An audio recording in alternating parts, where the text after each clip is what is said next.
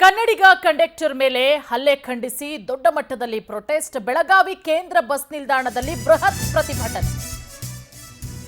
ಕನ್ನಡಿಗ conductor ಮೇಲಿನ ಹಲ್ಲೆಯನ್ನ ಖಂಡಿಸಿ ಬೃಹತ್ ಪ್ರೊಟೆಸ್ಟ್ ಅನ್ನ ಮಾಡಲಾಗ್ತಾ ಇದೆ. ಬೆಳಗಾವಿ ಕೇಂದ್ರ ಬಸ್ ನಿಲ್ದಾಣದಲ್ಲಿ ಬೃಹತ್ ಪ್ರತಿಭಟನೆ. ಕೆಎಸ್ಆರ್ಟಿಸಿ ನೌಕರರ ಒಕ್ಕೂಟದಿಂದ ಬೆಳಗಾವಿಯಲ್ಲಿ ಪ್ರತಿಭಟನೆ.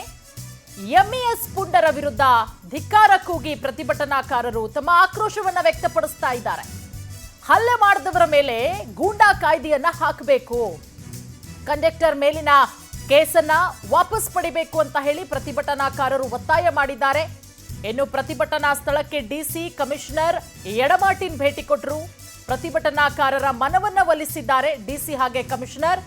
ಜಿಲ್ಲಾಡಳಿತ ಕನ್ನಡಿಗರ ಪರವಾಗಿದೆ. ಇವತ್ತು ಕೊಲ್ಲಾಪುರ ಡಿಸಿ ಎಸ್ಪಿ ಜೊತೆಗೆ ಸಂವಾದ ಮಾಡ್ತೀನಿ ಅಂತ ಹೇಳಿದ್ದಾರೆ.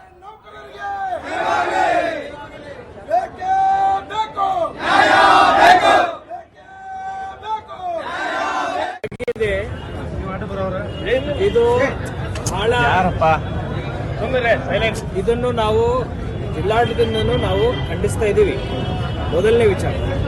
ಎರಡನೇದು, ಕಾನೂನು ಸುವ್ಯವಸ್ಥೆಗೆ ಹಾಗೂ ಕರ್ನಾಟಕದ ಅಭಿಮಾನಕ್ಕೆ, ಕನ್ನಡ ಭಾಷೆಯ ಮೇಲೆ ಪ್ರೇಮ ಅಭಿಮಾನಕ್ಕೆ ಯಾವುದೇ ಧಕ್ಕೆ ಆಗದಂತೆ ನೋಡ್ಕೊಳ್ಳೋ ಜವಾಬ್ದಾರಿನೂ ನಮ್ಮದು.